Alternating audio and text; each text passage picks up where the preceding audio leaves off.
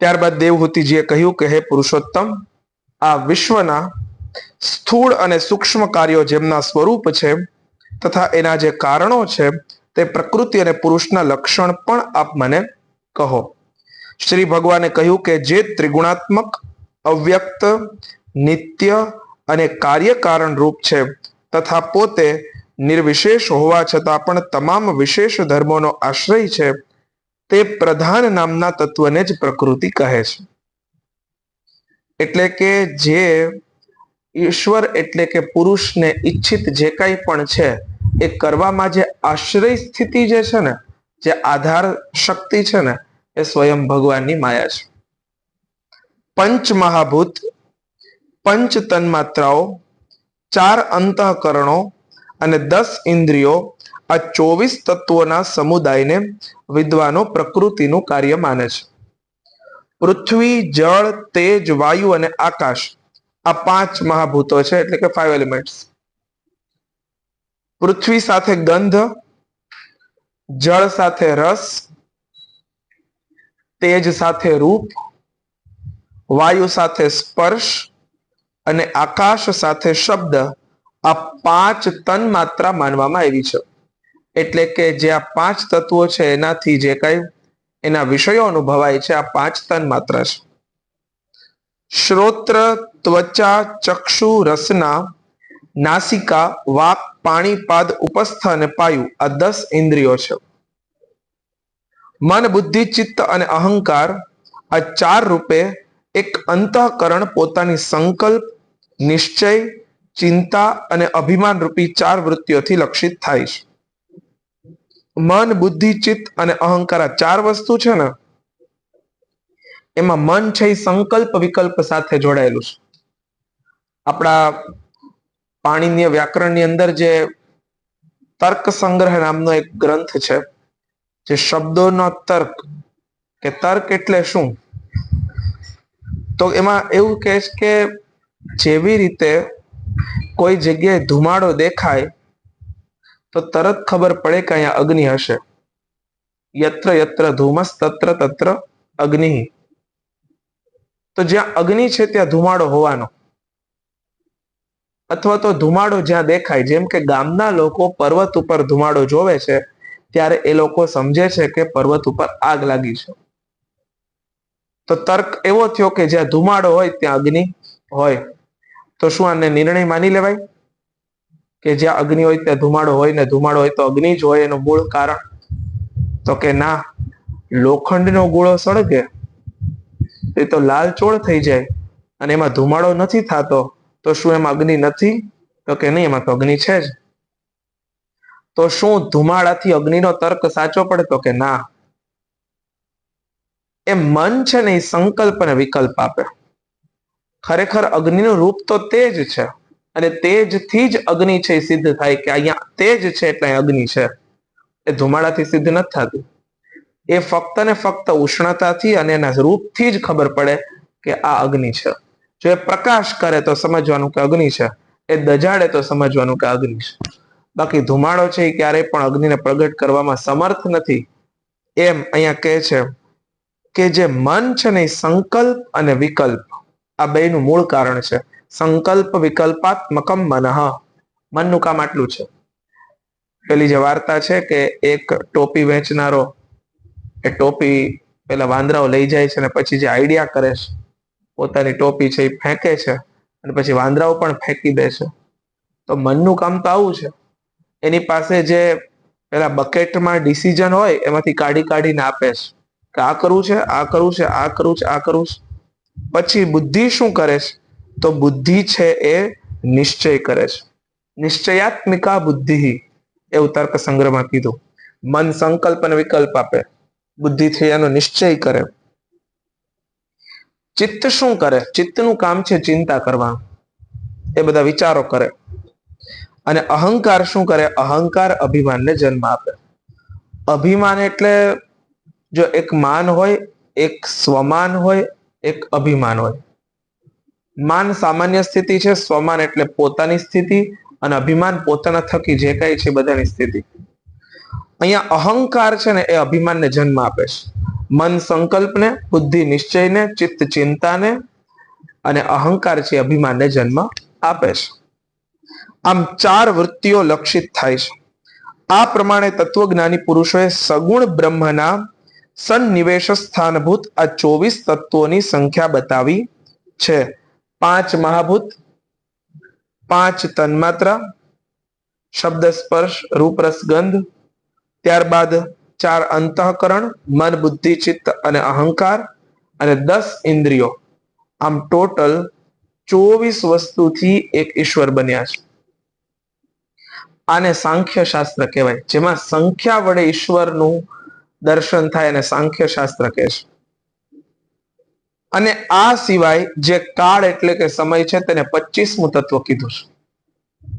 કેટલાક લોકો કાળને પુરુષથી પૃથક તત્વ નહીં માનતા, તેને પુરુષનો પ્રભાવ અર્થાત ઈશ્વરની સંહારક શક્તિ કહે છે, કે જેનાથી માયાના કાર્યરૂપ શરીર વગેરેમાં પોતાપણાનું અભિમાન કરીને અહંકારથી મોહિત થયેલા અને પોતાને કરતા માનનારા જીવને નિરંતર ભય રહ્યા કરે છે. હે મનુપુત્રી, જેમની પ્રેરણાથી ગુણોની સમાન અવસ્થારૂપ નિર્વિશેષ પ્રકૃતિમાં ગતિ એટલે કે સંચાર ઉત્પન્ન થાય છે, તે પુરુષ રૂપ ભગવાનને જ વાસ્તવમાં કાળ કહેવામાં આવે છે. જેમની પ્રેરણાથી ગુણોની સમાન અવસ્થા થઈ જાય, સત્વ રજ અને તમ આ ત્રણેય ઇક્વલ થઈ જાય ને, આ સાધકની બહુ સામાન્ય અને ઉત્તમ આ બંને દશાનું પરિણામ છે. પહેલા તો આ સામાન્ય દશા એ થાય કે આ આમને આમ રે, સત્વ રજ અને તમ, એનો નાશ તો કોઈ કરી શકે એમ નથી. જેમ શરીરમાં વાત પિત્ત અને કફ જરૂરી છે ને, એમાંથી કોઈ એકાદો જો નીકળી જાય તો તકલીફ થઈ જાય, એ વધી જાય તો પણ તકલીફ થઈ જાય. મેન્ટેન રહેવો જોઈએ વાત પિત્ત કફ. બસ એમ સત્વ રજ તમ આ ત્રણેય છે ને એ જરૂરી છે. અને એ જો નિર્વિશેષ પ્રકૃતિમાં ગતિ ઉત્પન્ન થાય, અને એ જે ગતિ ઉત્પન્ન થાય છે એને લીધે જે વ્યક્તિની અંદર વિકારો ઉત્પન્ન થાય છે, એને જ આપણે કાળ કહીએ છીએ. આ પ્રમાણે જેઓ પોતાની માયા થકી બધા પ્રાણીઓની અંદર જીવ રૂપે અને બહાર કાળ રૂપે છે, તે ભગવાન જ 25મું તત્વ છે. જ્યારે પરમ પુરુષ પરમાત્માએ જીવોના પ્રારબ્ધને લીધે ક્ષોભ પામેલી સમસ્ત જીવોના ઉત્પત્તિ સ્થાન એવી પોતાની માયામાં પોતાની ચિત્ત શક્તિ રૂપ ઓજ સ્થાપિત કર્યું, ત્યારે તેનાથી તેજોમય મહત તત્વ ઉત્પન્ન થયું.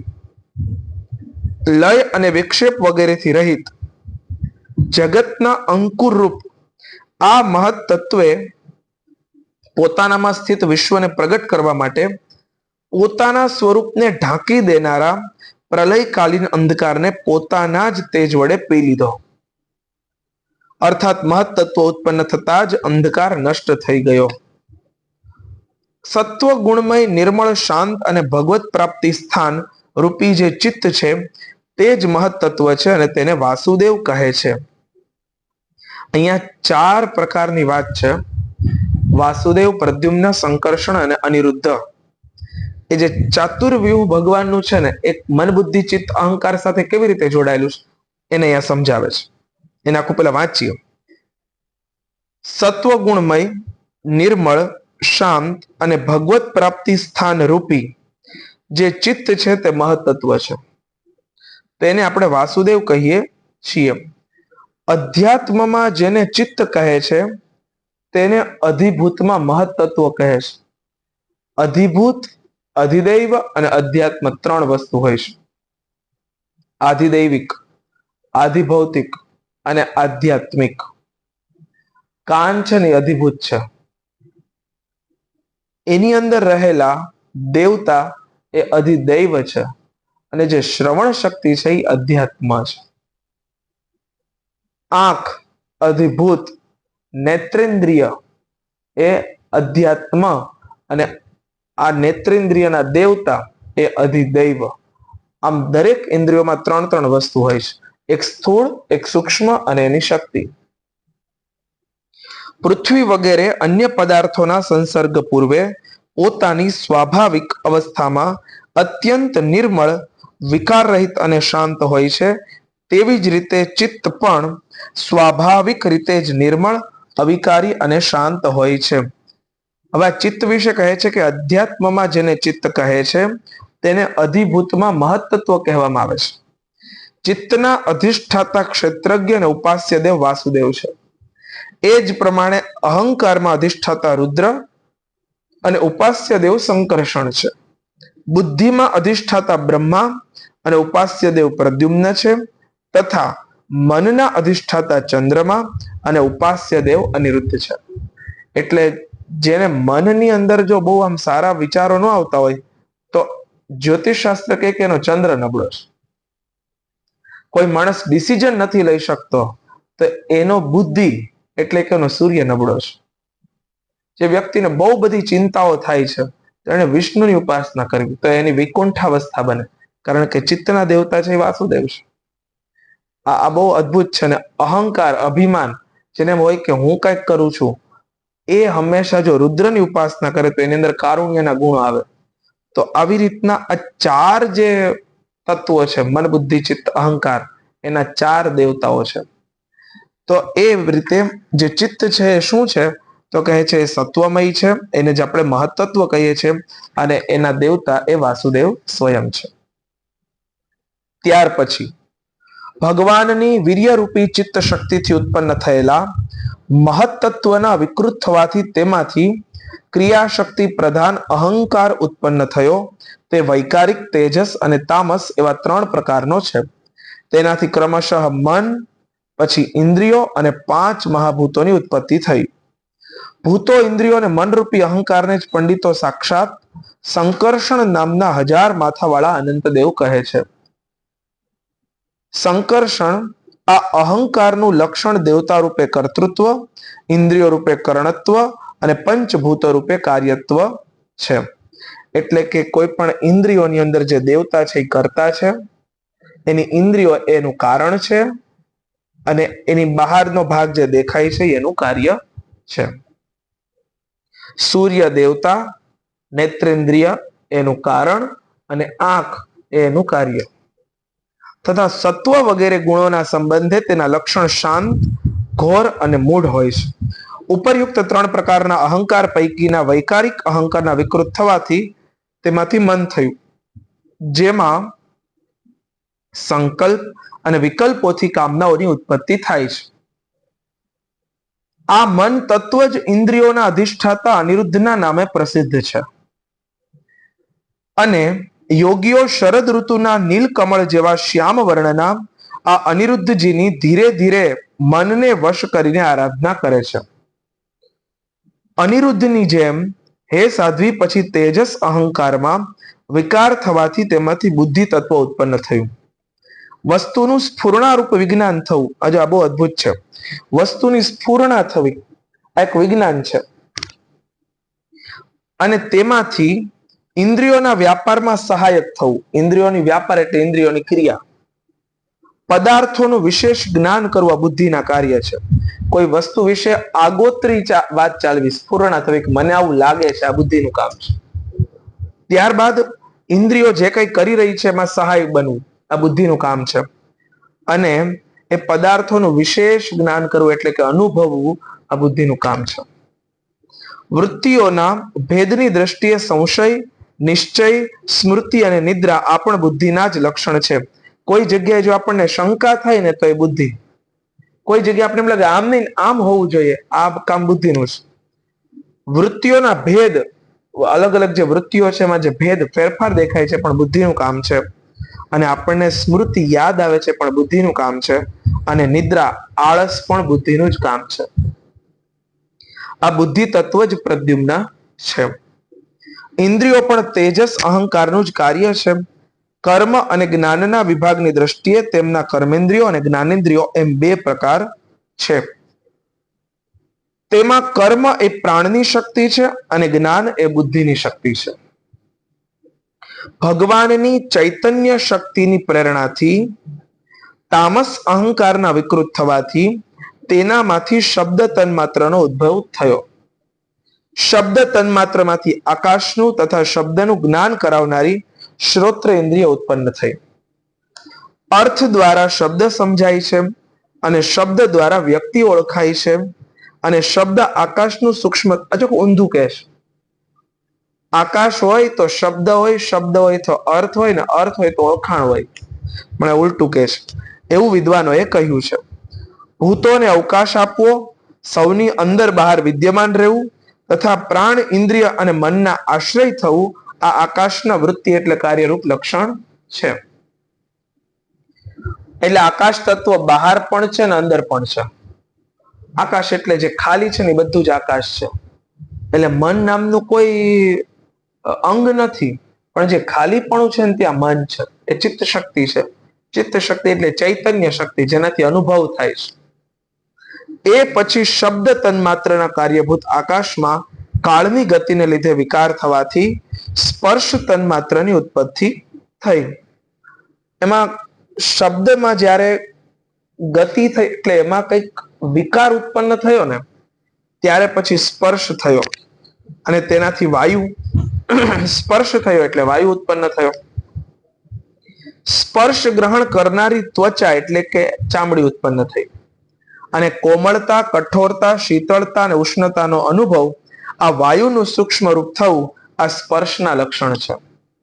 વૃક્ષની ડાળીઓ વગેરેને હલાવવા, તણખલા એકઠા કરવા, સર્વત્ર પહોંચવું, ગંધ વગેરે યુક્ત ઘ્રાણેન્દ્રિયો વગેરે ઇન્દ્રિયોની પાસે તથા શબ્દોની શ્રોત્રેન્દ્રિયની પાસે લઈ જવા તથા સમસ્ત ઇન્દ્રિયોને કાર્યશક્તિ પ્રદાન કરવી, આ વાયુની વૃત્તિઓના લક્ષણ છે. ત્યારબાદ દૈવની પ્રેરણાથી સ્પર્શ તન્માત્ર અવશિષ્ટ વાયુના વિકૃત થવાથી તેનામાં રૂપ ઉત્પન્ન થયું. એને જ આપણે અગ્નિ કહીએ. તેનાથી તેજ અને રૂપની ઉપલબ્ધિ કરાવનારી નેત્ર ઇન્દ્રિય પ્રગટ થઈ. વસ્તુના આકારનો બોધ કરાવવો, એના ગુણનું જ્ઞાન થવું, દ્રવ્યનું અંગ રૂપે પ્રતીત થવું, દ્રવ્યનો આકાર, એનો પ્રકાર, એનો પરિમાણ વગેરે જેવા હોય તેવા તેજ રૂપે જણાય આવવા તથા તેજનું સ્વરૂપભૂત થવું, આ બધી રૂપ તન્માત્રની વૃત્તિઓ છે. ચમકવું, પકવવું, ઠંડી દૂર કરવી, સુકવવું, ભૂખ તરસ લગાડવા અને તેના નિવારણ માટે ભોજન કરાવવું તથા પાણી પાવું, આ તેજની વૃત્તિ છે, એટલે કે આગની વૃત્તિ છે. એ પછી દૈવની પ્રેરણાથી રૂપ તન્માત્રમય તેજનો વિકાર થવાથી તેનામાંથી રસ ઉત્પન્ન થયો અને તેનાથી જળ અને રસને ગ્રહણ કરનારી રસના એટલે કે જીભ ઉત્પન્ન થઈ. રસ પોતાના શુદ્ધ સ્વરૂપમાં એક જ છે, પરંતુ અન્ય ભૌતિક પદાર્થોનો સંયોગ થવાથી તે તુરો, ગળ્યો, તીખો, કડવો, ખાટો, ખારો વગેરે પ્રકારનો બની જાય છે. પછી આગળ કહે છે કે પલાળવું, માટી વગેરેને ગોળાકાર બનાવવા, તૃપ્તિ કરવી, જીવિત રાખવું, તરસ छिपाવવી, પદાર્થોને મુલાયમ બનાવવા, તાપનું નિવારણ કરવું અને કુવા વગેરેમાંથી કાઢી લેવાના એ જળ અને વારંવાર કાઢી લીધા પછી પણ ત્યાં વારંવાર એનું પુનઃ પ્રગટ થવું, આ બધી જળની વૃત્તિઓ છે. ત્યાર પછી દૈવની પ્રેરણાથી રસ સ્વરૂપ જળનો વિકાર થવાથી તેનામાંથી ગંધ એટલે કે સુગંધ ઉત્પન્ન થઈ અને તેમાંથી પૃથ્વી અને ગંધને ગ્રહણ કરનારી ઘ્રાણ એટલે કે સૂંઘવાની ઇન્દ્રિય પ્રગટ થઈ. ગંધ એક જ છે, પરંતુ પરસ્પર સંયોગ પામેલા દ્રવ્યોના પ્રમાણના વધતા ઓછાપણાને લીધે તે મિશ્ર ગંધ, એ દુર્ગંધ, હળવી, તીવ્ર, ખાટી વગેરે અનેક પ્રકારની બની જાય છે. પ્રતિમા વગેરે રૂપે બ્રહ્મની સાકાર ભાવનાનો આશ્રય બનવું, જળ વગેરે કારણ તત્વોથી ભિન્ન કોઈ અન્ય આશ્રયની અપેક્ષા રાખ્યા વિના જ સ્થિત રહેવું, જળ વગેરે અન્ય પદાર્થો ધારણ કરવા, આકાશ વગેરેનું વિભાજન કરવું એટલે કે ઘટાકાશ અને મઠાકાશના ભેદ કરવા તથા વિશેષ પરિણામ રૂપે સમસ્ત પ્રાણીઓમાં સ્ત્રીત્વ, પુરુષત્વ વગેરે ગુણ પ્રગટ કરવા, આ પૃથ્વીના કાર્યરૂપી લક્ષણ છે. આકાશનો વિશેષ ગુણ શબ્દ જેનો વિષય છે તે શ્રોત્રેન્દ્રિય કાન છે. વાયુનો વિશેષ ગુણ સ્પર્શ જેનો વિષય છે તે ચામડી છે. તેજનો વિશેષ ગુણ રૂપ જેનો વિષય છે તે નેત્રેન્દ્રિય છે. જળનો વિશેષ ગુણ રસ તેનો રસનેન્દ્રિય જીભ છે, અને પૃથ્વીનો વિશેષ ગુણ ગંધ, જેનો વિષય છે તે નાસિકા છે. વાયુ વગેરે કાર્ય તત્વોમાં આકાશ વગેરે કારણ તત્વો વિદ્યમાન હોવાથી તેમના ગુણ પણ અનુગત જોવા મળે છે. તેથી સમસ્ત મહાભૂતોના શબ્દ, સ્પર્શ, રૂપ, રસ અને ગંધ એ ગુણ માત્ર પૃથ્વીમાં જ જોવા મળે છે. આકાશ છે ને, એમાં સૌથી પહેલા વાયુ ઉત્પન્ન થયો. આકાશમાંથી વાયુ ઉત્પન્ન થયો, એટલે વાયુમાં ખાલીપણું પણ છે અને સ્પર્શ પણ છે. એટલે વાયુમાં અવાજ છે, આકાશમાં અવાજ નથી. આકાશ એટલે સાવ ખાલી છે ને આકાશ છે. એમાંથી વાયુ ઉત્પન્ન થયો, એટલે એમાં આકાશનો ગુણ પણ આવ્યો અને પોતાનો પણ ગુણ આવ્યો. એટલે ખાલીપણું અને શબ્દ આ બંને આવ્યું. શબ્દ અને સ્પર્શ આ બંને વાયુમાં છે. એમાંથી અગ્નિ એટલે કે રૂપ આવ્યું. અગ્નિમાં શું છે તો કે પોતાનું રૂપ છે. આકાશનો શબ્દ છે અને વાયુનો સ્પર્શ છે. પછી જળ આવ્યું. જળમાં શું શું છે તો કે જળનું એક પોતાનું રૂપ છે, એટલે અગ્નિનો ગુણ આવ્યું. પોતાનો એક ગુણ કયો છે જળનો? જળનો પોતાનો ગુણ રસ, એટલે એ તો એનામાં છે જ. એની ઉપર અગ્નિનું રૂપ છે, એની ઉપર વાયુનો સ્પર્શ છે અને આકાશનો શબ્દ છે. અને પૃથ્વી, તો પૃથ્વીમાં પોતાનો ગુણ ગંધ, એની ઉપર જળનો ગુણ રસ, એટલે પૃથ્વીમાં રસ છે. અગ્નિનો ગુણ રૂપ, વાયુનો સ્પર્શ અને આકાશનો શબ્દ. આમ એક પછી એકમાં પોતપોતાના ઉપરાવર્તી જે કઈ છે એ બધાના ગુણ આવતા ગયા. એટલે પૃથ્વી છે ને 5 ભૂતથી બનેલી છે, એટલે એમાં બધા ગુણ છે. એટલે કે છે કે આ 5 ગુણ એ ફક્ત પૃથ્વીમાં જ જોવા મળે છે. જ્યારે મહત્તત્વ, અહંકાર અને પંચભૂત આ 7 તત્વો પરસ્પર મળીને એક થઈ શક્યા નહીં અને અલગ અલગ રહી ગયા, ત્યારે જગતના અધિકારણ શ્રી નારાયણે તેમનામાં કાળ, અદ્રષ્ટ અને સત્વ વગેરે ગુણો સમેત પ્રવેશ કર્યો. પછી પરમાત્માના પ્રવેશવાથી ક્ષુબ્ધ થયેલા અને પરસ્પર ભળી ગયેલા તે તત્વોમાંથી એક અચેતન અંડ ઉત્પન્ન થયો, અને તે અંડથી આ વિરાટ પુરુષની અભિવ્યક્તિ થઈ. આ અંડનું નામ છે વિશેષ. તેની અંતર્ગત શ્રી હરિના સ્વરૂપભૂત 14 ભુવનોનો વિસ્તાર છે. એટલે એવું માનવામાં આવે છે કે આખું બ્રહ્માંડ એક અંડાકાર છે. એ જે પેલું જે ઈંડું બન્યું એમાં 14 ભુવન છે. અને એ ચારે બાજુઓથી એકબીજાથી 10 ગણા જળ, અગ્નિ, વાયુ, આકાશ, અહંકાર અને મત તત્વ આ 6 આવરણોથી વીંટળાયેલો છે. એ બધાની બહાર 7મું પ્રકૃતિનું આવરણ છે. અને કારણરૂપ જળમાં રહેલા તે તેજોમય અંડમાંથી ઉઠીને આ વિરાટ પુરુષે ફરી તેમાં પ્રવેશ કર્યો અને પછી તેમાં કેટલાક પ્રકારના છિદ્રો કર્યા. સૌ પ્રથમ એનામાં મુખ પ્રગટ થયું, તેનાથી વાણી, અને પછી વાણીનો અધિષ્ઠાતા અગ્નિ ઉત્પન્ન થયો. પછી નાકના છિદ્રોમાં નસકોરા પ્રગટ થયા, તેનાથી પ્રાણ સહિત ઘ્રાણ ઇન્દ્રિય ઉત્પન્ન થઈ.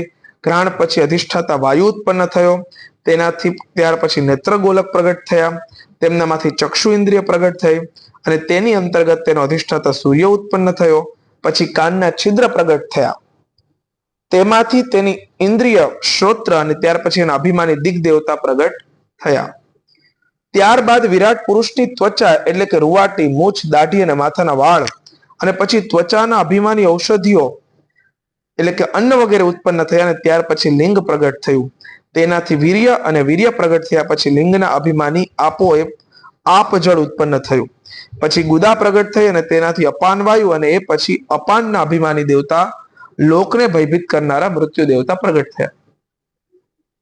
ત્યાર પછી હાથ પ્રગટ થયા, તેમનામાંથી બળ, અને પછી હસ્ત ઇન્દ્રિયના અભિમાની દેવતા ઇન્દ્ર ઉત્પન્ન થયા. પછી ચરણ પ્રગટ થયા, તેમનાથી ચાલવાની ક્રિયા એટલે કે ગમન, અને પાદ ઇન્દ્રિયના અભિમાની દેવતા વિષ્ણુ ઉત્પન્ન થયા. આ પ્રમાણે વિરાટ પુરુષને નાડીઓ એટલે કે રક્તવાહિનીઓ પ્રગટ થઈ, તેમનાથી રુધિર ઉત્પન્ન થયું, અને તેનાથી નદીઓ પ્રગટ થઈ. પછી તેને ઉદર પ્રગટ થયું, તેનાથી ભૂખ અને તરસ અભિવ્યક્ત થઈ, અને તે પછી ઉદરના અભિમાની સમુદ્ર દેવતા ઉત્પન્ન થયા. ત્યાર પછી તેમને હૃદય પ્રગટ થયું અને હૃદયથી મનનું પ્રગટ થયું. મન પ્રગટ થયા પછી અભિમાની દેવતા ચંદ્ર પ્રગટ થયા. પછી હૃદયથી જ બુદ્ધિ અને તે પછી તેના અભિમાની બ્રહ્મ દેવતા પ્રગટ થયા. અહીંયા અભિમાની એટલે ઓલા અભિમાન વાળા નહીં, અભિમાની એટલે તેના સ્થાપિત દેવતા. તે પછી અહંકાર અને ત્યાર પછી અભિમાની રુદ્ર દેવતા પ્રગટ થયા. ત્યારબાદ ચિત્ત અને તેના અભિદેવતા ક્ષેત્રજ્ઞ વાસુદેવ પ્રગટ થયા. ક્ષેત્રજ્ઞ સિવાયના તે તમામ દેવતાઓ ઉત્પન્ન થઈને પણ જ્યારે વિરાટ પુરુષને ઉઠાડવામાં અસમર્થ રહ્યા, ત્યારે તેને ઉઠાડવા માટે ફરી પાછા ક્રમશઃ પોતપોતાના ઉત્પત્તિ સ્થાનોમાં પ્રવેશ કરવા લાગ્યા. અગ્નિએ વાણી સાથે મુખમાં પ્રવેશ કર્યો, ત્યારે વિરાટ પુરુષ ઉઠ્યો નહીં. વાયુએ ઘ્રાણેન્દ્રિય સાથે નસકોરામાં પ્રવેશ કર્યો તો પણ વિરાટ પુરુષ ઉઠ્યો નહીં. સૂર્ય ચક્ષુ સાથે નેત્રોમાં પ્રવેશ કર્યો તો પણ વિરાટ પુરુષ ઉઠ્યો નહીં. દિશાઓએ શ્રવણેન્દ્રિય સાથે કાનમાં પ્રવેશ કર્યો તો પણ વિરાટ પુરુષ ઉઠ્યો નહીં. ઔષધિઓએ રૂવાટા સાથે ત્વચામાં પ્રવેશ કર્યો તો પણ વિરાટ પુરુષ ઉઠ્યો નહીં.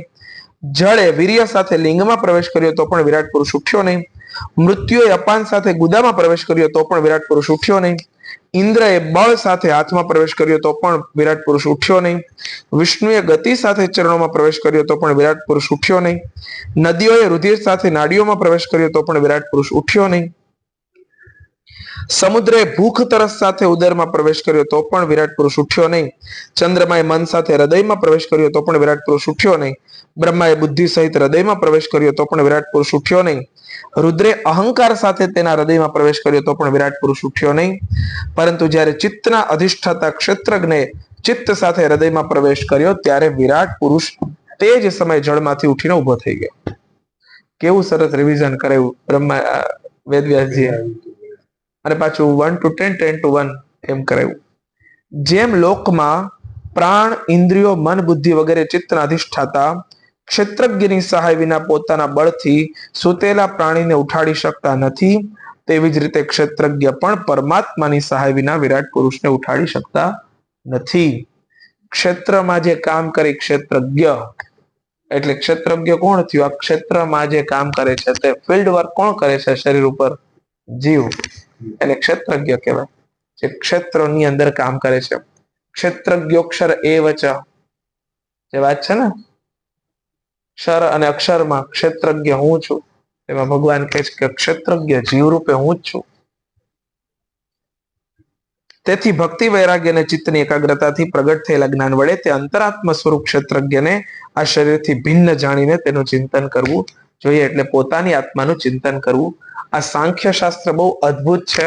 અને અહીંયા દેવહૂતિ માતાને જે સાંખ્ય શાસ્ત્ર આપ્યું ને, આમ તો મૂળ આખું સાંખ્ય શાસ્ત્ર અલગ છે કપિલ ભગવાન, પણ અહીંયા જે દેવહૂતિજીને સાંખ્ય શાસ્ત્રનો ઉપદેશ કર્યો ને એ બહુ શોર્ટ અને બહુ ભક્તિભાવ વાળો છે.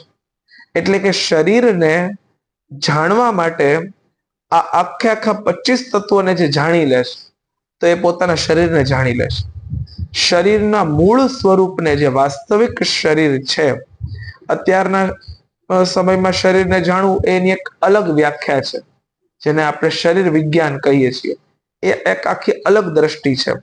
પણ અહીંયા સાંખ્ય શાસ્ત્ર પ્રમાણે જો શરીરનું જ્ઞાન કરવામાં આવે તો શરીરની અંદર એક અદ્ભુત તત્વો જે પડેલા છે અને તે સ્થાનમાં રહેલા તે ઇન્દ્રિયોની શક્તિઓ, તે દેવતાઓ અને તે શક્તિઓ વડે થતું કામ, અને એ વડે આખું શરીર જે રીતે કામ કરે છે એનું આખું આમાં વર્ણન છે. એટલે અહીંયા ભક્તિ પૂર્વકનો સાંખ્ય છે ને એ માતાજીને સંભળાવ્યો છે. 26મો અધ્યાય સંપન્ન થયો. ભગવાન કહે છે કે હે માં, જે રીતે જળમાં પ્રતિબિંબિત સૂર્યની સાથે જળના શીતળતા, ચંચળતા વગેરે ગુણોનો સંબંધ હોતો નથી, તેવી જ રીતે પ્રકૃતિના કાર્યભૂત શરીરમાં સ્થિત રહેવા છતાં પણ આત્મા વાસ્તવમાં તેના સુખ દુઃખ વગેરે ધર્મોથી લેપાતો નથી. કારણ કે તે સ્વભાવે નિર્વિકાર, અકર્તા અને નિર્ગુણ છે.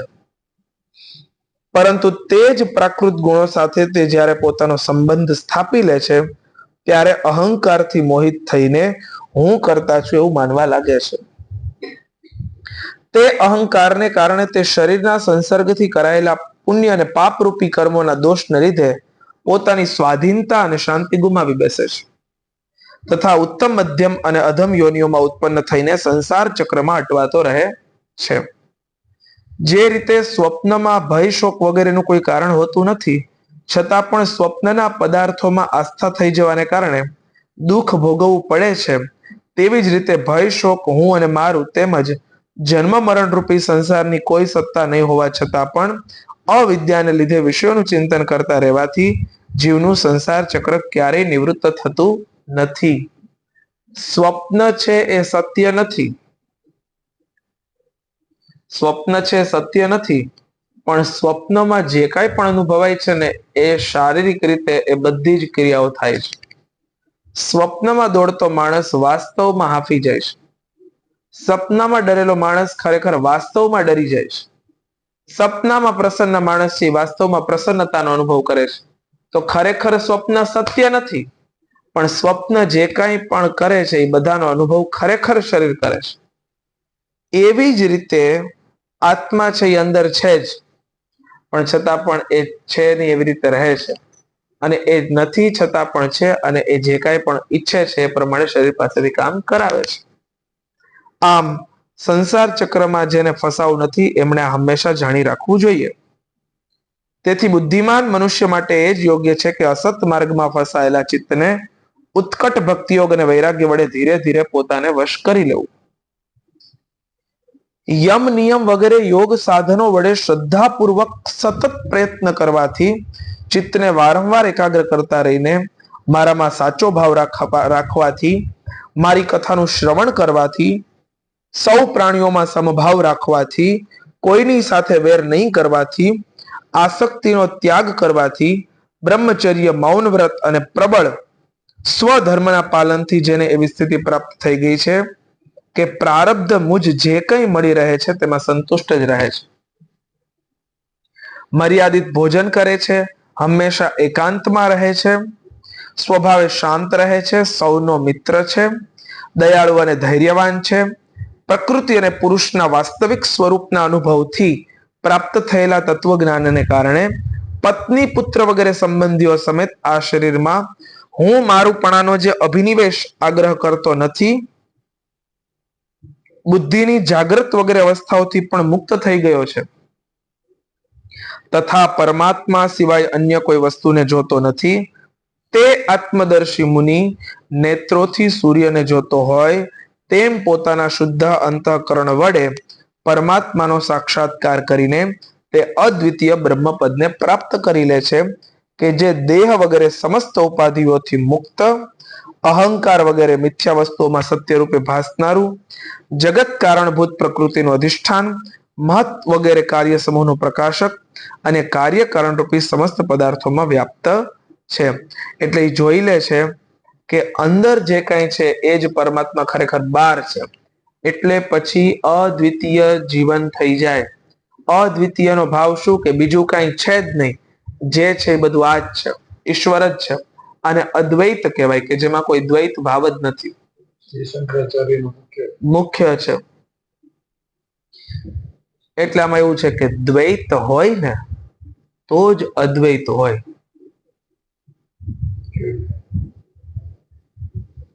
જીવ અને શિવ બંને એક જ છે આવું માનવા માટે જીવ અને શિવ તો હોવા જોઈએ ને. કોઈ એમ કે હું નાસ્તિક છું, એનો અર્થ એ થયો કે સૌથી મોટો આસ્તિક છે, કારણ કે એને નથી નો સ્વીકાર કર્યો છે. તો નથી એ ક્યારે કહી શકાય? જ્યારે કંઈક હોવાપણું છે. એટલે અદ્વૈતવાદીઓ જે છે એને દ્વૈતનો સ્વીકાર કર્યો એટલે એને અદ્વૈત કહ્યું. જીવ અને શિવ આ બે અલગ છે, એને જ એક માની લેવા. આ દ્વૈત નહીં પણ અદ્વૈત છે.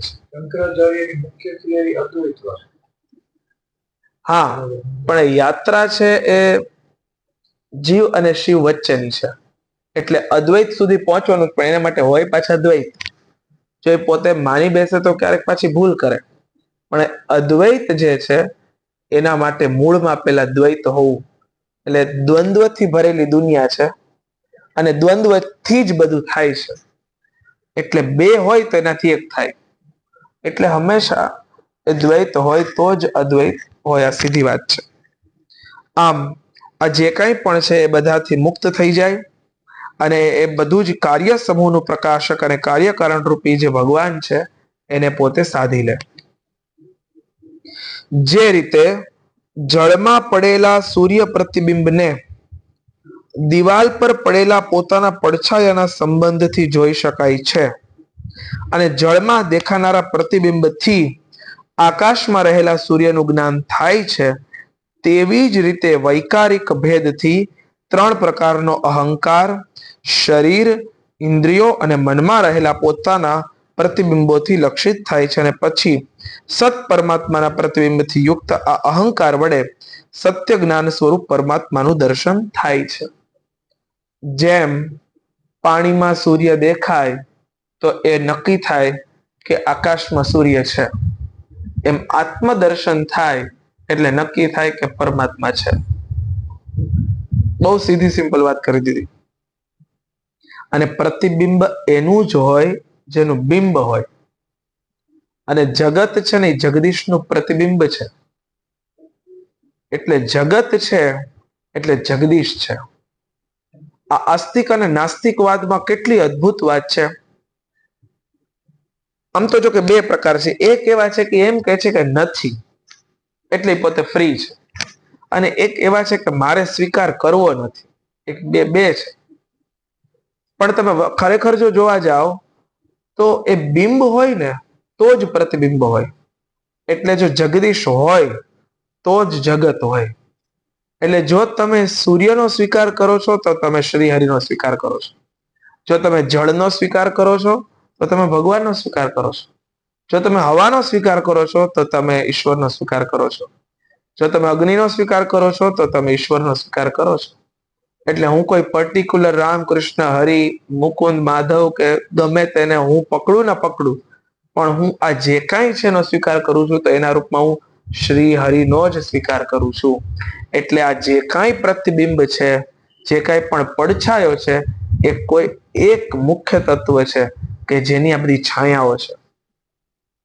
જો વ્યક્તિ હોય તો જ એ વ્યક્તિ પોતાની જાતને અરીસામાં જોઈ શકે. એમ જો ઈશ્વર છે તો જ ઈશ્વરની કૃતિ એટલે કે આ સર્જન એટલે કે સૃષ્ટિ છે. એટલે સાત્વિક, નાસ્તિક અને આસ્તિક આ બેયનો આમ જોતા કોઈ ભેદ જ નથી. એ સ્વીકારે કે ન સ્વીકારે એનો સ્વીકાર થઈ ચુક્યો છે. એનું હોવું ને એ જ બહુ મોટું કારણ છે કે ઈશ્વર છે. ફૂલનું ખીલવું એ કારણ છે, નદીનું વહેવું કારણ છે, અનાજનું પાકવું કારણ છે, આપણું જીવવું આ બહુ મોટું કારણ છે, આ બોલાય છે, સંભળાય છે, એ બહુ મોટું કારણ છે. એટલે જે કાંઈ પણ છે ને એમાં આમાં છે જ ને, આપણે જે પુસ્તક વાંચીએ છીએ એમાં કે દરેક જગ્યાએ જો તમારી ભાવના વ્યાપક થતી જાય તો ધીરે ધીરે ધીરે ધીરે કરી અને આપણને એ ઈશ્વરના સાક્ષાત્કાર થવા લાગે. સાક્ષાત્કાર આના માટે બહુ ઉત્તમ શબ્દ છે કે એ તરત જ અનુભૂતિ થવા લાગે. એ સાક્ષાત છે એવું ક્યારે લાગવા લાગે છે? જ્યારે પોતે માનવા લાગે છે. અને માને કે ન માને, આ દરેક વસ્તુ છે ને એ એક સાક્ષાત્કાર જ છે. જે કંઈ થઈ રહ્યું છે ને એ ઈશ્વરની આપણી સાથે થયેલી એક લીલા જ છે. એક એક શ્વાસ ઉપર આપણી સાથે રાસ રમે છે. બસ ખાલી અનુભૂતિ થવા લાગે એટલે કેવી એક અદ્ભુત વાત શરૂઆતમાં કે બલ્બ થઈ ગયો, એમાં તો કેવી અદ્ભુત અનુભૂતિ માને છે. શરૂઆતમાં જ એક બલ્બ થવો, પેલા પ્રસાદમાં ભગવાનના આંગળીના નિશાન પડવા, એ જે આખી વાત છે. તો ચમત્કાર આજે પણ થાય છે. એ ચમત્કાર એટલે કે સાધકની પોતાની સાધના ભૂમિ ઉપર જે કંઈ પણ થાય છે ને એમાં એ પોતે આ પ્રાકૃતિક નથી થતું, આ ઈશ્વરીય થાય છે. આ અનુભૂતિ છે.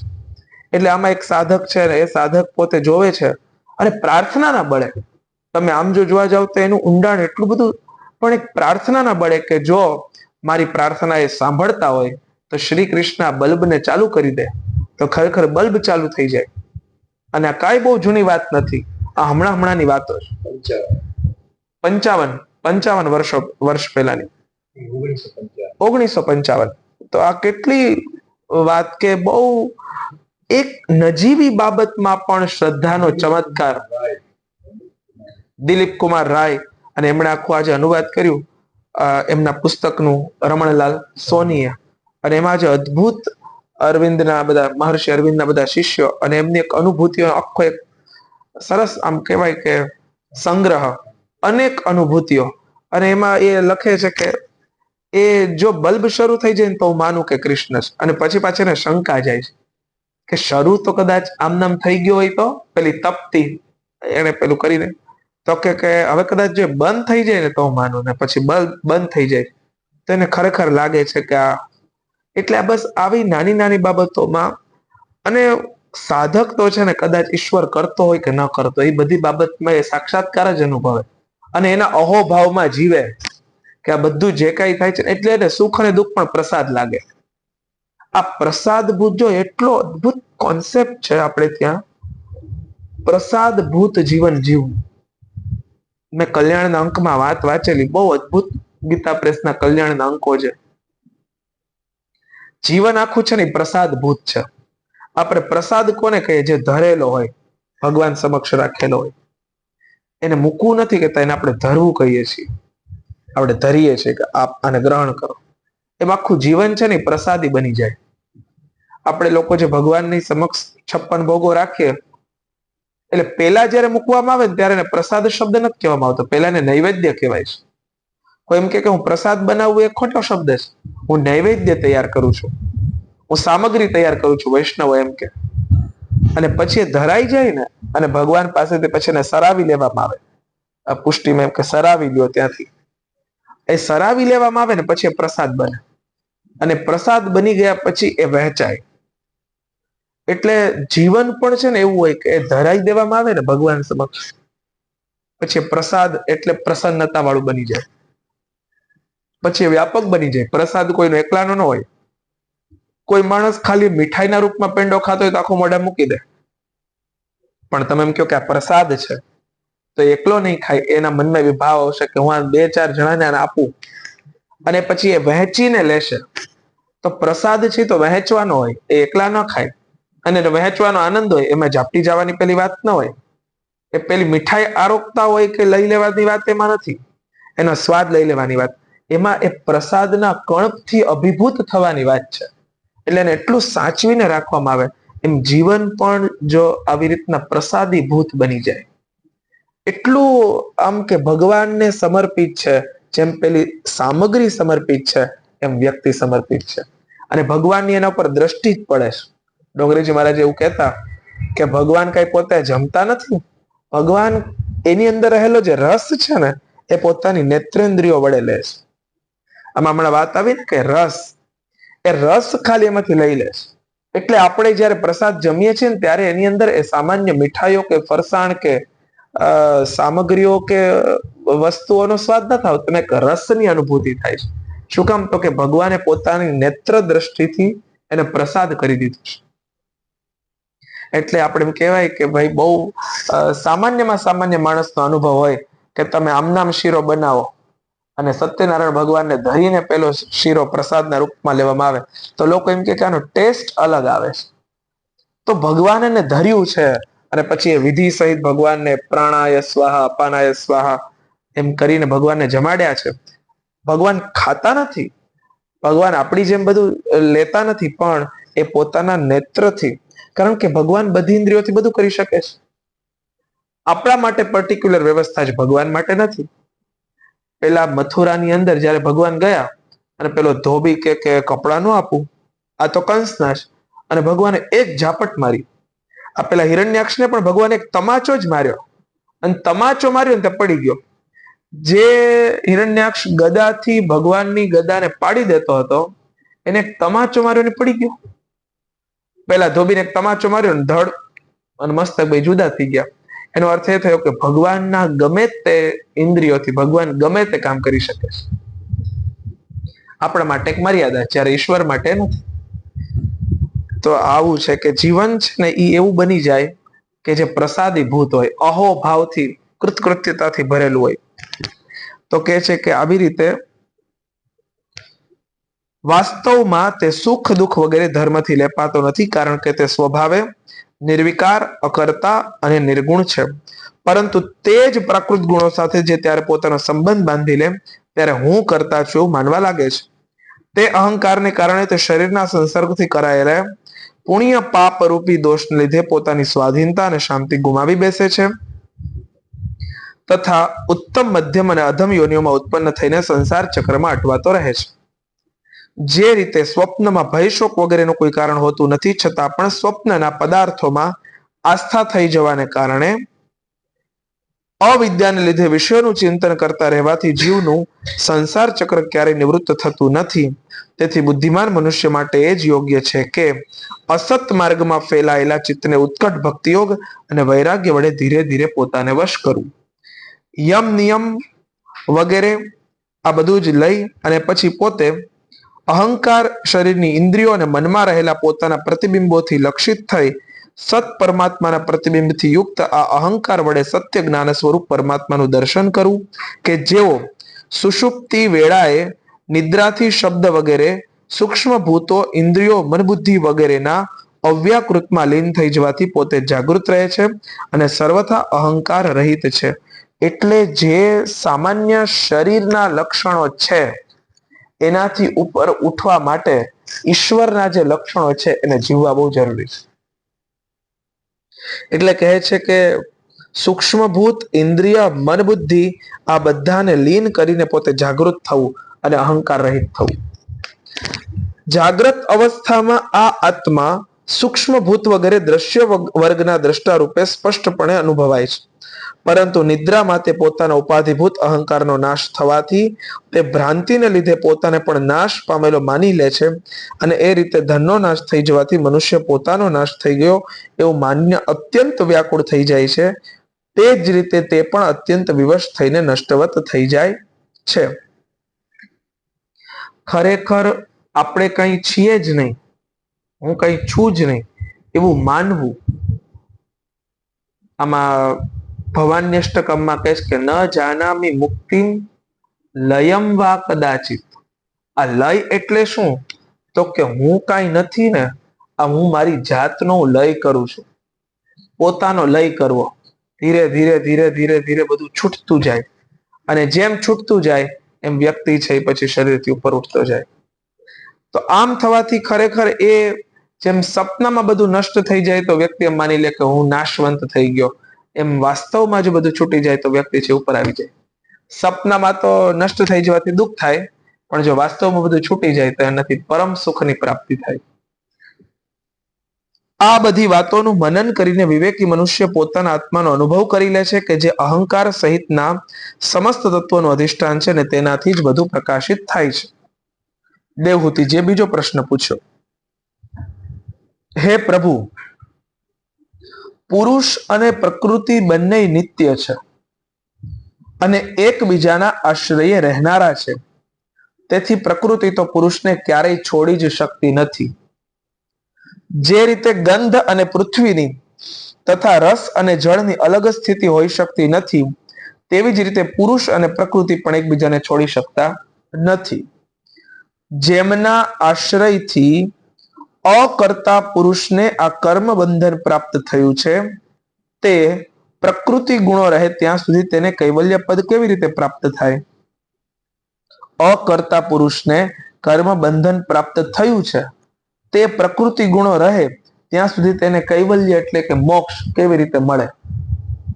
તત્વોનો વિચાર કરવાથી જો ક્યારેક સંસાર બંધનના આ તીવ્ર ભયનું નિવારણ થઈ પણ જાય તો પણ તેના નિમિત્તભૂત પ્રાકૃત ગુણોનો અભાવ નહીં થવાને તે ભય ફરી પાછો ઉપસ્થિત થઈ જાય. તો શું કરવું? ભગવાને કહ્યું કે માં, જે રીતે અગ્નિનું ઉત્પત્તિ સ્થાન એવી અરણી પોતાનાથી જ ઉત્પન્ન થયેલા અગ્નિથી બળીને ભસ્મ થઈ જાય છે, તેવી જ રીતે સ્વધર્મના નિષ્કામ ભાવે કરેલા પાલન થકી અંતઃકરણ શુદ્ધ થવાથી દીર્ઘકાળ સુધી ભગવત કથાના શ્રવણ વડે પુષ્ટ થયેલી મારી ઉત્કટ ભક્તિથી, તત્વનો સાક્ષાત્કાર કરવાના જ્ઞાનથી, પ્રબળ વૈરાગ્યથી, વ્રત નિયમ વગેરે સહિત કરેલા ધ્યાનના અભ્યાસથી અને ચિત્તની દ્રઢ એકાગ્રતાથી પુરુષની પ્રકૃતિ રાત દિવસ ક્ષીણ થતી થતી ધીરે ધીરે લય પામી જાય છે. દરેક માર્ગનો રસ્તો કહી દીધો. પછી તો દરરોજ દોષ દેખાવાથી ભોગવીને ત્યજી દીધેલી તે પ્રકૃતિ પોતાના સ્વરૂપમાં સ્થિત થઈ બંધન મુક્ત થયેલા તે પુરુષને કોઈ હાનિ પહોંચાડી શકતી નથી. જેમ સૂતેલા મનુષ્યએ સ્વપ્નમાં કેટલાય અનર્થોનો અનુભવ કરવો પડે છે, પરંતુ જાગી ગયા પછી તેને સ્વપ્નના તે અનુભવોથી કોઈ પણ પ્રકારનો મોહ થતો નથી, તેવી જ રીતે જેને તત્વજ્ઞાન થઈ ગયું છે અને જે નિરંતર મારામાં જ મનને પરોવાયેલું રાખે છે, તે આત્મારામ મુનિનું પ્રકૃતિ કશું જ કરી શકતી નથી, તેનું નુકસાન કરી શકતી નથી. જ્યારે મનુષ્ય અનેક જન્મોમાં દીર્ઘકાળ સુધી આ રીતે આત્મચિંતનમાં નિમગ્ન રહે છે, ત્યારે તેને બ્રહ્મલોક પર્યંતના સર્વ પ્રકારના ભોગોમાંથી વૈરાગ્ય થઈ જાય છે. મારો તે ધૈર્યવાન ભક્ત મારી જ મહાકૃપાથી તત્વજ્ઞાન પ્રાપ્ત કરીને આત્માના અનુભવ થકી તમામ સંશયોમાંથી મુક્ત થઈ જાય અને પછી લિંગ શરીરનો નાશ થતા મારા જ આશ્રય રહેલા પોતાના સ્વરૂપભૂત કૈવલ્ય નામક મંગળમય પદને સહેજ પ્રાપ્ત કરી લે કે જ્યાં પહોંચવાથી યોગી ફરી પાછો વળીને આવતો નથી. યોગીનું ચિત્ત યોગ સાધનાથી વૃદ્ધિ પામેલી અણિમા વગેરે માયામય સિદ્ધિઓમાં કે જેમની પ્રાપ્તિનું યોગ સિવાય અન્ય કોઈ સાધન નથી, તેમાં જો ફસાતો નથી તો તે મારા અવિનાશી પરમ પદને પ્રાપ્ત કરી લે છે કે જ્યાં મૃત્યુનું કશું ઉપજતું નથી. કર્મથી ફળ મળી જાય ને તો એ અધૂરી યાત્રા છે. ફળનો જો ભોગ ભોગવી લેવામાં આવે અને પછી એ ભોગ પોતે નિશ્ચિત કરેલો છે એવું જ ફળ મળે કે ન મળે, એનાથી ચડિયાતું કે ઉતરતું મળે તો એ પાછું દુઃખ છે. એટલે કર્મના ફળને પણ અર્પણ, કર્મ જ અર્પણ. યોગી યોગથી મળતી દશાઓનો જો ઉપયોગ અને ઉપભોગ કરવા માંડે તો એનાથી મળતી જે સિદ્ધિ છે એ ન મળે. માની લ્યો કે સિદ્ધિ મળી ગઈ તો સિદ્ધિઓથી પોતે પછી પ્રચાર પ્રસાર કરીને એમાં ફસાઈ ગયા તો યોગીઓને પરમપદ ન મળે. ભક્તિમાં જો પાખંડ આવી જાય તો ભક્તિ છે એ અધૂરી છે. પાખંડ છે ને એની ઉધઈ છે, એ ભક્તિને ખાઈ જાય. બારથી એમ લાગે કે હા હા, પણ પાખંડ ઉધઈ છે, અંદરથી બધું પોલું કરી નાખે અને ભક્તિ છે આખી પત્તાના મહેલની જેમ ક્યારેક ખડી પડે. અને વાત રહી જ્ઞાનની, જ્ઞાનમાં જો શંકા રહી જાય ને તો પછી પ્રોબ્લેમ, એ ક્યારેય પરમ પદને પ્રાપ્ત કરાવી શકતા નથી. એટલા 4 માર્ગ છે, એમાંથી મળતી અમુક નાની નાની સિદ્ધિઓ છે, પણ એમાં જો વ્યક્તિ ફસાઈ જાય તો પછી પરમ પદ પ્રાપ્ત થતું નથી. આમ 27મો અધ્યાય છે એ સંપન્ન થયો અને 28મા અધ્યાયમાં અષ્ટાંગ યોગની વિધિ કીધી છે. 28માં હવે જે આપણે વાંચીએ છીએ, કપિલ ભગવાન કહે છે કે માં હવે હું તમને સબીજ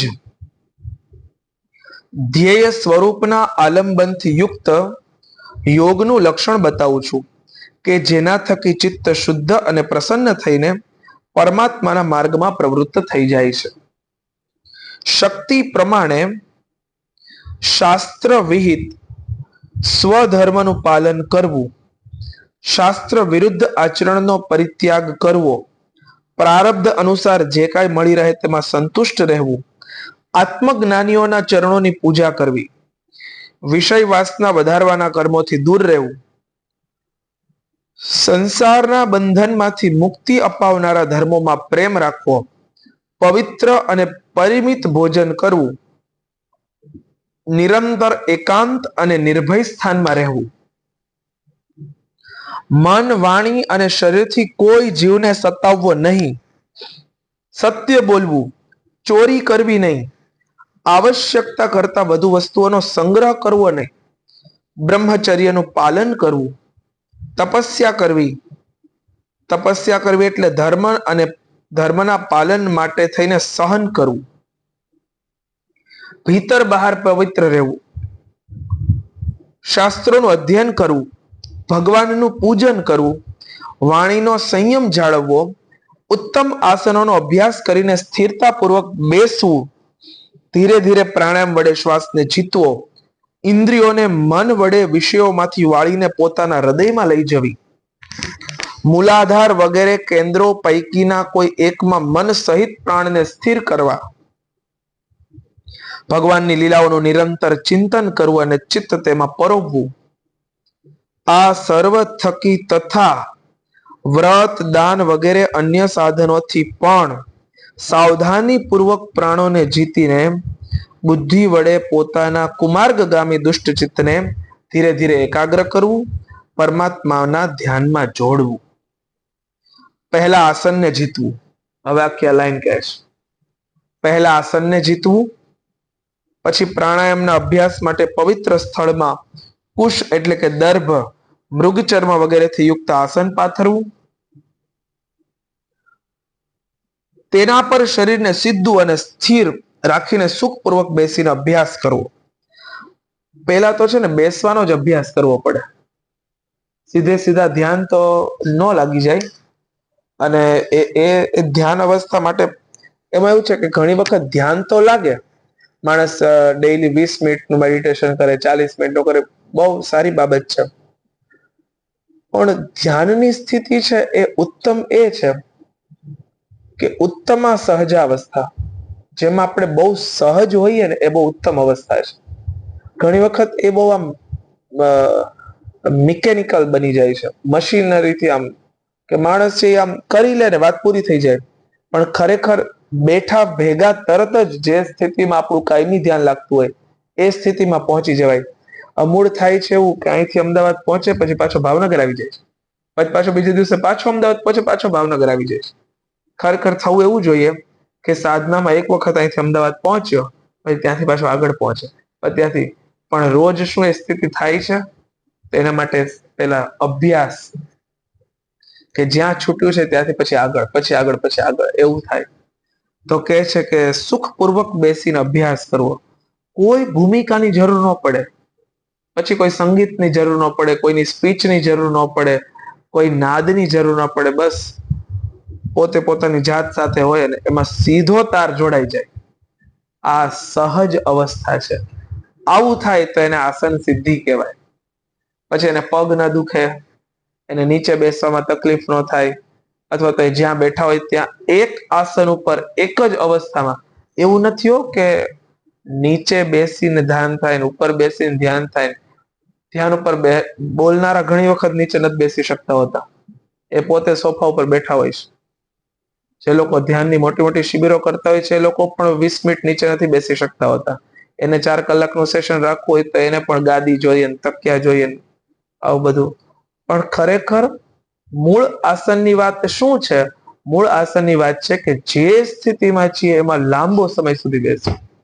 આસન એટલે એમ નહીં કે ભાઈ નીચે આમ હોય, એ તો એની એક ભૌતિક સ્થિતિ છે જ, એ થાય તો એના જે ઉત્તમ કાંઈ નહીં.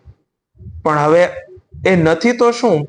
ત્યારે એને બહુ પ્રેક્ટિકલ બેઝ ઉપર સમજવાનું કે એક જ સ્થિતિમાં અનેક ક્ષણો સુધી બેસી શકાય. કલાકો કે મિનિટોની, અનેક શ્રેષ્ઠ ક્ષણો સુધી બેસી શકાય. અને એમાં જે તત્વ સુધી પહોંચવાનું છે એ સ્થિતિ તરત પહોંચી જવાય, તરત જ.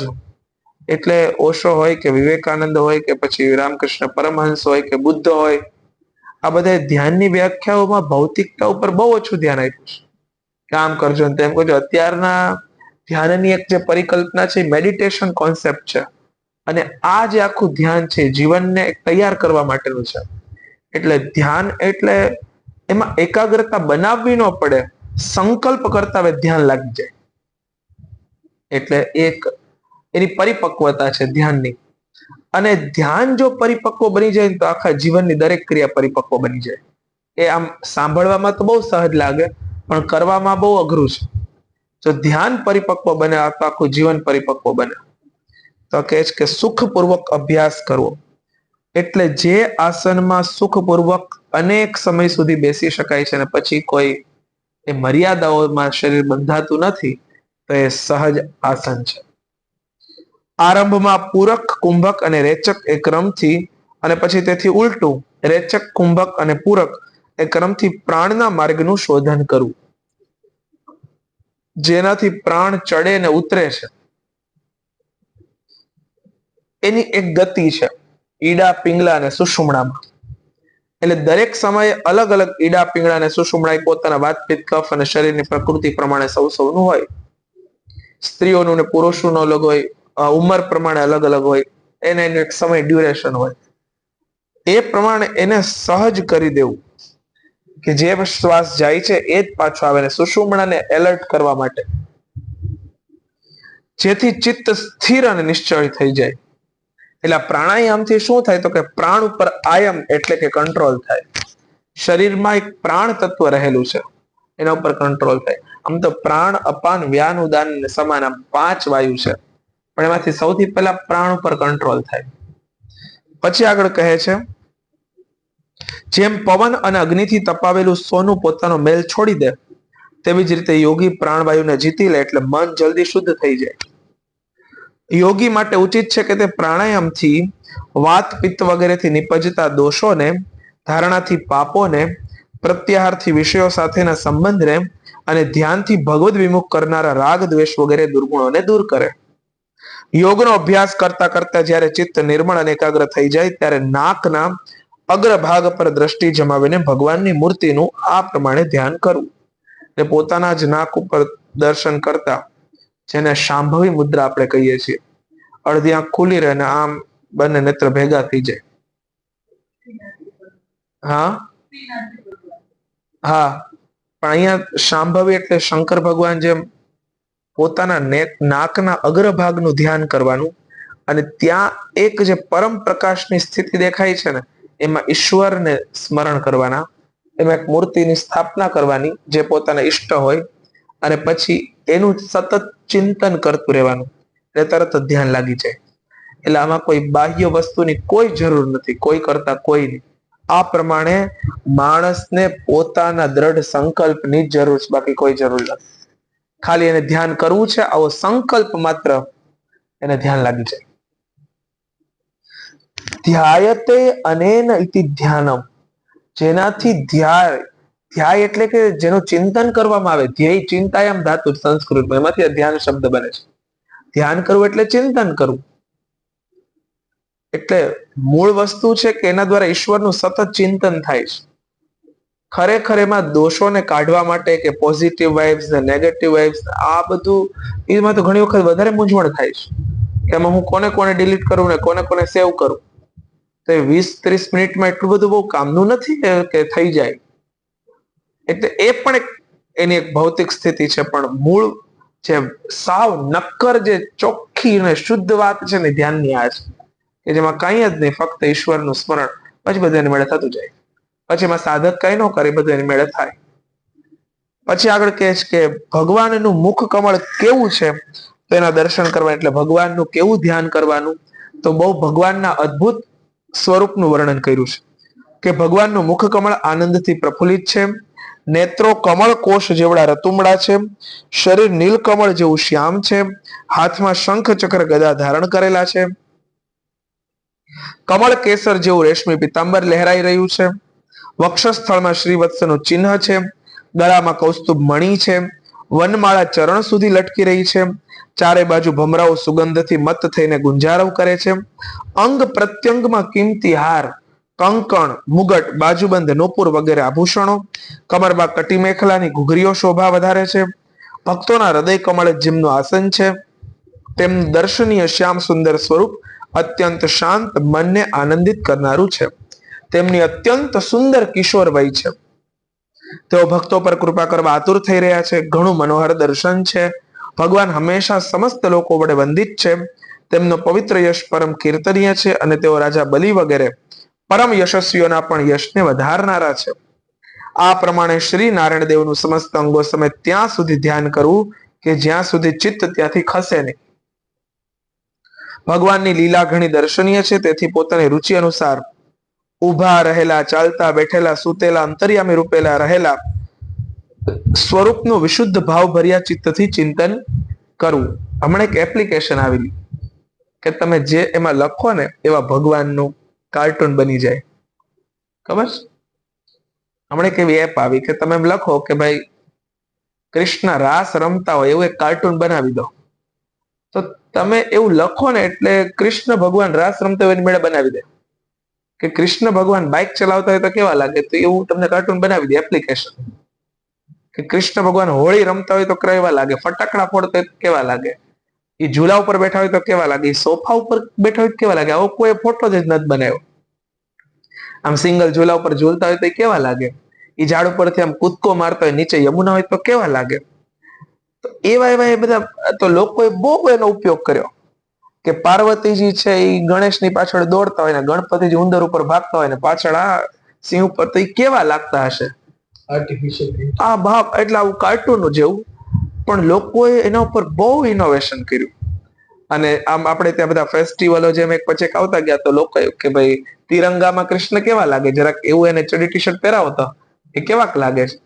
રામજી અને ચારેય ભાઈઓ આમ કદાચ ધ્વજવંદન કરતા કે આવું બધું લોકોએ. તો જો આ કોન્સેપ્ટ અહીંયા છે, પોતાની રુચિ અનુસાર સ્થિતમ વ્રજંતમ આસીનમ શયાનમ, સુતેલા બેઠેલા ચાલતા રહેલા અંતર્યામીય સ્વરૂપનું ચિંતન. એટલે તમને જે ઈશ્વર ગમે છે, તમે તમારા ભાવ પ્રદેશમાં પોતાના ઈશ્વરને એવી રીતે સ્થાપિત કરો. તમને જેવા ગમે છે એવા એને તમે સ્મરો. એટલે બધાના ઈશ્વર એ પોત પોતાના હોય, એટલે એની અનુભૂતિઓ પણ પોત પોતાની જ હોય. એટલે હંમેશા એ આપણે જેનું ચિંતન અને ધ્યાન કરીએ છીએ એ આપણા પોતાના સંપત્તિ રૂપ શ્રી કૃષ્ણ છે, એ આપણા પ્રાઇવેટ છે, પર્સનલ છે. એટલે એ પોતાની ધ્યાન અવસ્થાનું જે ચિંતન છે એ પોતપોતે હોય છે. એટલામાં કે પહેલા તો વર્ણન કરી દીધું કે સામાન્ય રીતે તમે આવું કરો, પણ નહીતર પછી તમને જેવું ફાવે એવું તમે કરો અને પછી એનું ચિંતન કરો. આ પ્રમાણે યોગી જ્યારે સારી રીતે જોઈ લે કે ભગવાનના વિગ્રહમાં ચિત્ત સ્થિત થઈ ગયું, ત્યારે તેણે તેમના સમસ્ત અંગોમાં સંલગ્ન થયેલા પોતાના ચિત્તને વિશેષપણે એક એક અંગમાં પરોવવું. ભગવાનના ચરણ કમળોનું ધ્યાન ધરવું જોઈએ. આપણે ત્યાં દર્શનની વિધા એવી છે કે ચરણોથી શરૂ કરવા. આપણે લોકો જઈને સૌથી પહેલા ફેસ ટુ ફેસ મળીએ ભગવાનને. ખરેખર ધ્યાનની અને દર્શનની પદ્ધતિ શું છે? તો દર્શન એટલે આરતી કરવામાં આવે ત્યારે પેલા 4 વખત ચરણોની આરતી થાય, પછી 4 વખત નાભીની આરતી થાય, પછી 4 વખત વક્ષસ્થળની આરતી થાય, પછી ભગવાનની મુખ કમળની આરતી થાય, પછી સર્વાંગ અંગ ઉપર આરતી થાય. આ આરતીની વિધા છે. એટલે પેલા નીચેથી આરતી એટલે ભગવાનની નજર ઉતારવાનો ભાવ છે એક પ્રકારે, કે તમે કેટલા સુંદર લાગો છો, એટલે એક એક અંગની. અને આરતી એટલે આમ જોવા જઈએ તો પહેલાના સમયમાં એ આરતી સમયે તો ભગવાનના દર્શન થતા. એટલે હજી તિરુપતિ બાલાજી મને માં તો ત્યાં દીવડાઓ કરીને નજીકથી દર્શન કરાવે દક્ષિણના મંદિરોમાં.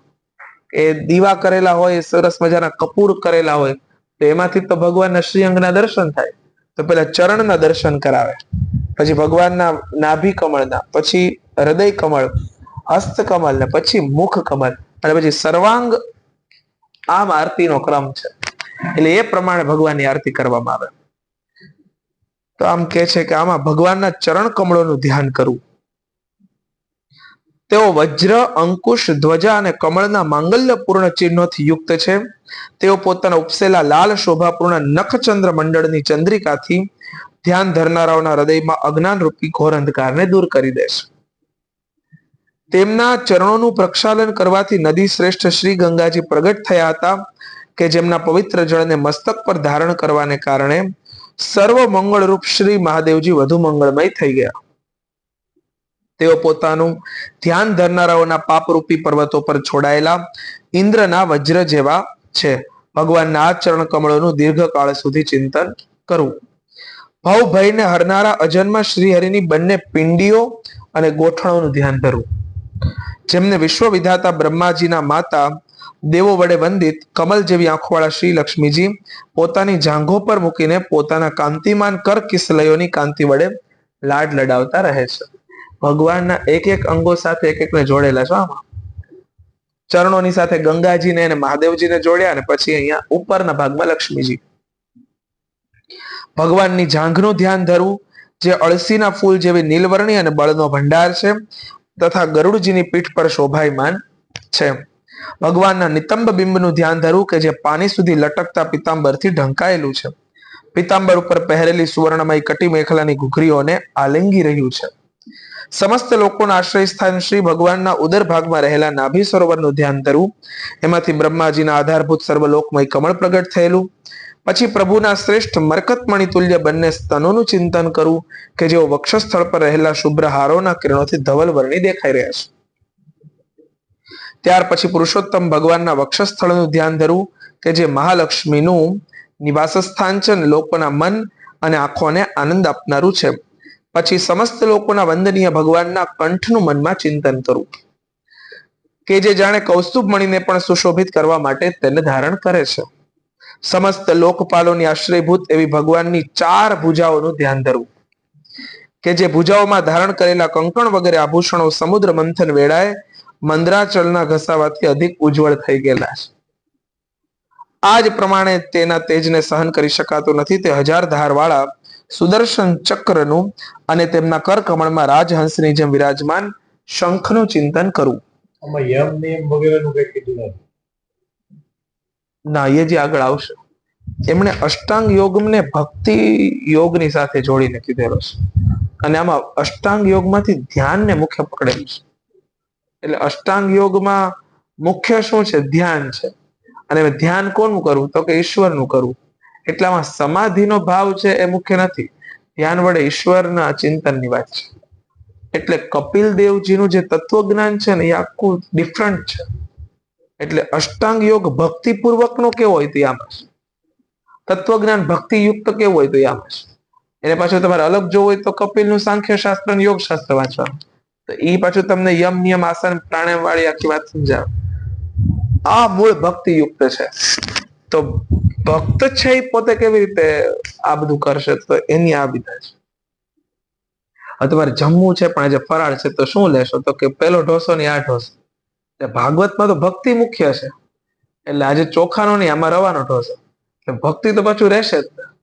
ગમે તે કોન્સેપ્ટ હોય, કર્મ પણ ભક્તિયુક્ત, જ્ઞાન પણ ભક્તિયુક્ત, યોગ પણ ભક્તિયુક્ત, એમાં ભક્તિ છે એ મુખ્ય છે. એટલે એ બધી વાતમાં મૂળ છે એ સેન્ટર પકડી નાખવું ચાલશે એવું છે. પછી પ્રતિપક્ષી વીરોના રુધિરથી ખરડાયેલી પ્રભુની પ્રિય કૌમોદકી ગદાનું, ભમરાઓના નાદથી ગુંજાયમાન વનમાળાનું અને તેમના કંઠમાં શોભતા સમસ્ત જીવોના નિર્મળ તત્વરૂપી કૌસ્તુભ મણીનું ધ્યાન કરવું. અર્થાત કે આ જગતના નિર્લેપ, નિર્ગુણ, નિર્મળ તથા સ્વરૂપભૂત આત્માને કૌસ્તુભ મણીના રૂપમાં ભગવાન ધારણ કરે છે. એટલે ભગવાનનો કૌસ્તુભ મણી એટલે કે જીવો, આત્મા. ભક્તો પર કૃપા કરવા માટે જ અહીં આ સંસારમાં સાકાર રૂપ ધારણ કરનારા શ્રી હરિના મુખ કમળનું ધ્યાન કરવું કે જે સુઘડ નાસિકા વડે સુશોભિત છે. ઝગમગતા મકરાકુત કુંડળોના હાલવાથી અતિશય પ્રકાશમાન થતા એમના ગાલ એ બહુ મનોહર જણાય આવે છે. કાળી કાળી વાકડિયાળી કૈશાવલીથી શણગાર પામેલું ભગવાનનું મુખમંડળ પોતાની છબી વડે ભમરાઓથી સેવાયેલા કમળ કોષનો પણ તિરસ્કાર કરી રહ્યું છે અને તેમાંના કમળ સદૃશ વિશાળ ચંચળ નેત્ર તે કમળ કોષ પર ઉછળતા માછલીઓની યુગ્મની શોભાને પરાસ્ત કરી રહ્યા છે. જેમ પેલી માછલીઓ આમ પાણીમાં કૂદતી તો કેવી લાગે, એવા ભગવાનના નેત્ર છે. મોહન નૈના આપ કે નૌકા કે આકાર, જો જન ઇનમે બહ ગયે હો ગયે ભવ સે પાર.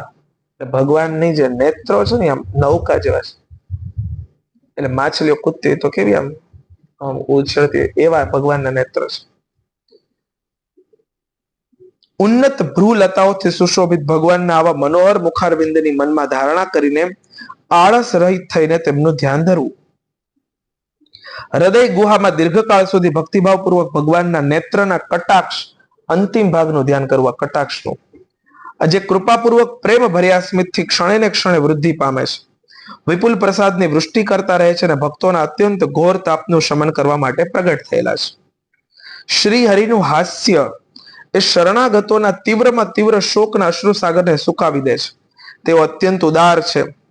મુનિઓના કલ્યાણ માટે, કામદેવને મોહિત કરવા માટે જ શ્રીહરિએ પોતાની માયા વડે પોતાનું ભ્રુમંડળ બનાવ્યું છે. તેનું ધ્યાન કરવું. અત્યંત પ્રેમાર્દ્ર ભાવથી પોતાના હૃદયમાં વિરાજમાન શ્રી હરિના ખડખડતા હાસ્યનું ધ્યાન ધરવું કે જે ખરેખર ધ્યાનને યોગ્ય છે. જેમાં ઉપલા અને નીચલા બંને અધરોની અત્યંત અરુણ કાંતિને કારણે તેમના કુંદકળીઓ જેવા સફેદ નાના દાંતો પર લાલીમા જેવું પ્રતીત થતી હોય છે. આ પ્રમાણે ધ્યાનમાં તન્મય થઈને તેમના સિવાય અન્ય કોઈ પણ પદાર્થને જોવાની ઈચ્છા કરવી નહીં. આ પ્રમાણે ધ્યાનના અભ્યાસથી સાધકનો શ્રી હરિમાં પ્રેમ થઈ જાય છે તેનું હૃદય ભક્તિથી દ્રવિત થઈ જાય છે. શરીરમાં આનંદના અતિરેકને કારણે રોમાંચ થવા લાગે છે. ઉત્કંઠા જનિત પ્રેમાશ્રુઓની ધારામાં તે વારંવાર પોતાના શરીરને નવડાવે છે અને પછી માછલી પકડવાના કાંટાની જેમ તે શ્રીહરિને પોતાની તરફ ખેંચવાના સાધન તરીકે પોતાના ચિત્તને પણ ધીરે ધીરે ધ્યેય વસ્તુમાંથી વાળી લે છે. જેમ તેલ વગેરેના દીવાની જ્યોત પોતાના કારણરૂપી તેજના તત્વોમાં લીન થઈ જાય, તેવી જ રીતે આશ્રય, વિષય અને રાગથી રહિત થઈને મન શાંત બ્રહ્માકાર થઈ જાય છે.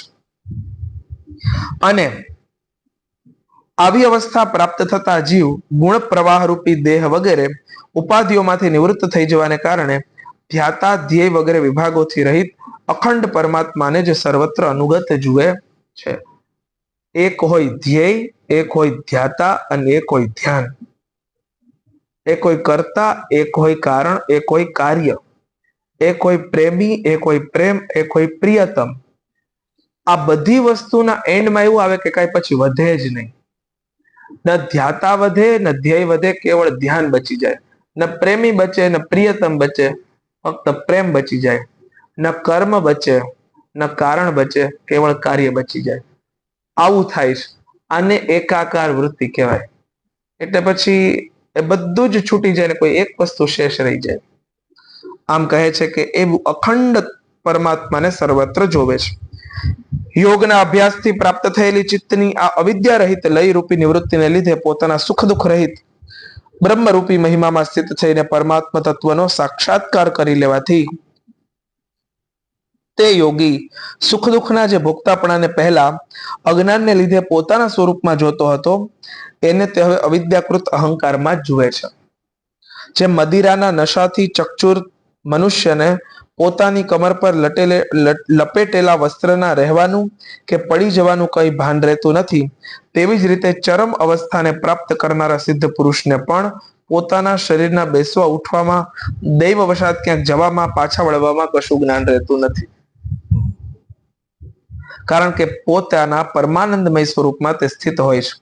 તેનું શરીર તો પૂર્વ જન્મના સંસ્કારોને આધીન છે. તેથી જ્યાં સુધી તેનું પ્રારબ્ધ શેષ હોય છે ત્યાં સુધી તે ઇન્દ્રિયો સહિત જીવતો રહે છે.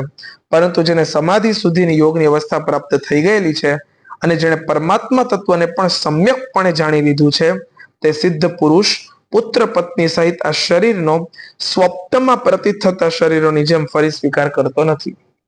પછી તેમાં અહમતા ને મમતા પણ કરતો નથી. જે રીતે અત્યંત સ્નેહને કારણે પુત્ર અને ધન વગેરેમાં પણ સાધારણ જીવોની આત્મબુદ્ધિ રહે છે, પણ થોડો સરખો વિચાર કરવાથી તે બધા તે જીવોથી સ્પષ્ટપણે અલગ દેખાઈ આવે છે, તેવી જ રીતે જેમને આ મનુષ્ય પોતાનો આત્મા માની બેઠો છે, તે દેહ વગેરેથી પણ તેમનો સાક્ષી પુરુષ અલગ જ છે.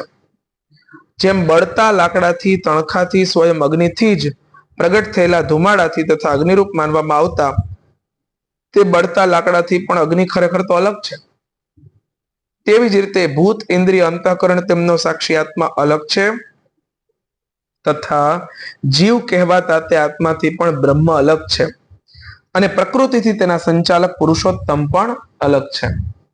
જેમ દેહ દ્રષ્ટિથી જરાયુજ, અંડજ, સ્વેદજ અને ઉદ્બીજ ચારે પ્રકારના પ્રાણીઓ પંચભૂત માત્ર છે, તેવી જ રીતે સમસ્ત જીવોમાં આત્માને અને આત્મામાં સમસ્ત જીવોને અનન્ય ભાવથી અનુગત જોવા.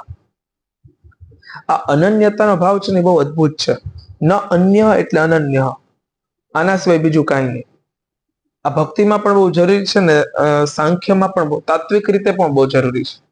અનન્યાસ ચિંતયંતો મામ યે જનાહ પર્યુપાસતે તેષામ નિત્યભયુક્તાનામ યોગક્ષેમમ વહામ્યહમ. ત્યાં ભગવાને શબ્દ વાપર્યો છે અનન્યાસ ચિંતયંતો મામ. ચિંતયંતઃ મામ અનન્યાસ, જે મને અનન્યાન ઇવ, મારા સિવાય કોઈ કાંઈ છે નહીં, આવું જે ચિંતન કરે છે, પર્યુપાસતે અને પછી એને સેવે છે, યે જનાહ પર્યુપાસતે તેષામ તે બધાનું, નિત્યાભિયુક્તાનામ કાયમી, યોગક્ષેમમ વહામ્યહમ એના યોગ અને ક્ષેમનું હું વહન કરું છું. ભગવાને કીધું તું કેવળ મને ચિંતન કર, તારે યોગ ક્ષેમનું વહન હું કરીશ. આ ગેરંટી છે. અહમ વહામી, હું વહન કરીશ. યોગ એટલે અહીંનું બધું, ક્ષેમ એટલે તારા કલ્યાણ. તું ચિંતા ન કર. અનન્યાસ ચિંતયંતઃ મામ, હા, પણ આ અનન્યતા છે બહુ જરૂરી છે. આપણે ત્યાં રામાનુજ પરંપરામાં એક શબ્દ આવ્યો પ્રપન્નતા. અનન્યતા કરતા પણ ઉપર છે પ્રપન્નતા. અર્જુન બોલ્યા ને શિષ્ય સ્તેહામ શાધિ મામ ત્વામ પ્રપન્નમ. અહીંયા પ્રપન્ન શબ્દ છે. પ્રપદ શબ્દમાંથી પ્રપન્નતા આવી. એક હોય અનન્યતા ને પછી હોય પ્રપન્નતા. પ્રપદ એવી રીતે પગ પકડી લેવા શ્રી હરિના કે ગુરુના કહેવાને છોડવા નથી. આ પ્રપદ એટલે કે એક વખત પકડાઈ જાય પછી છોડાવવાનું નથી સાધન, ગમે તે થઈ જાય. આને પ્રપન્નતા કહેવાય. એટલે કે જે અનન્યતાથી જે પ્રપન્નતાથી મને ભજે છે પછી એ ક્યારેય પણ મારાથી છૂટતા નથી. શિષ્યસ્તેહમ શાધિ મામ ત્વામ પ્રપન્નમ. કે તું પ્રપન્નતાથી મારો શિષ્ય. અને અર્જુન કહે છે કે હું પ્રપન્નતાથી તમારો શિષ્ય બની ગયો. પહેલા તો શિષ્ય ભાવ નથી થયો, વચ્ચેથી થયો છે કે હવે હું તમારો શિષ્ય છું ને તમે મારા ગુરુ છો. અને પછી જગત ગુરુ ભગવાન શ્રી કૃષ્ણ ઉપદેશ આપે છે. એટલે પછી શિષ્ય ભાવે બધું પૂછે છે. આમ કહે છે કે બધામાં પોતાને જોવા અને પોતાનામાં બધાને જોવા આ અનન્ય ભાવથી ચિંતન ઈશ્વરનું કરવું. જેમ એક જ અગ્નિ ભિન્ન ભિન્ન આશ્રયોમાં તેમની વિભિન્નતાને કારણે ભિન્ન ભિન્ન આકારનો દેખાય, તેવી જ રીતે દેવ, મનુષ્ય વગેરેના શરીરમાં રહેનારો એક જ આત્મા પોતાના આશ્રયના ગુણ ભેદને કારણે ભિન્ન ભિન્ન આશ્રય ભેદને લીધે ભેદ છે. કે કૂતરાના શરીરમાં છે, કીડીના શરીરમાં છે, હાથીના શરીરમાં છે, માણસના શરીરમાં છે. એ આશ્રય છે આત્માનો, એ ત્યાં રહે છે, બાકી ખરેખર એક છે. તેથી ભગવાનનો ભક્ત જીવના સ્વરૂપને સંતાડી દેનારી કાર્યકારણ રૂપે પરિણામ પામેલી ભગવાનની આ અચિંત્ય શક્તિમતી માયાનો ભગવાનની કૃપાથી જ જીતીને પોતાના વાસ્તવિક સ્વરૂપમાં બ્રહ્મરૂપમાં સ્થિત થઈ જાય છે. આમ કપિલ ભગવાને સાધન અનુષ્ઠાન નામનો 28મો અધ્યાય સંપન્ન કર્યો. અહીંયા સુધી રાખીએ. કૃષ્ણાય વાસુદેવાય હરયે પરમાત્મને પ્રણત ક્લેશ નાશાય ગોવિંદાય નમો નમઃ.